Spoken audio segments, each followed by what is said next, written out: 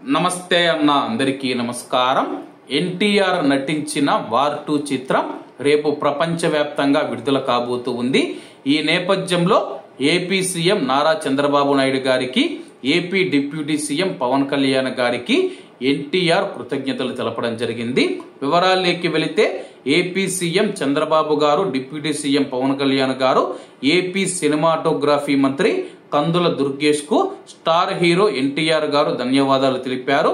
ఎన్టీఆర్, హృతిక్ రోషన్ ప్రధాన పాత్రల్లో నటించిన చిత్రం వార్ 2 ఆగస్టు 14వ తేదీన ప్రపంచవ్యాప్తంగా విడుదల కానుంది. ఈ నేపథ్యంలో అదనపు షోలు, టికెట్ల రేట్లు పెంచుకునేందుకు ఏపీ ప్రభుత్వం ప్రత్యేక జీవో జారీ చేసింది. సింగిల్ స్క్రీన్ లో 75 రూపాయలు జీఎస్టీతో సహా, మల్టీప్లెక్స్ లో 100 రూపాయలు జీఎస్టీతో సహా టికెట్ ధరల పెంపునకు అనుమతి ఇచ్చింది.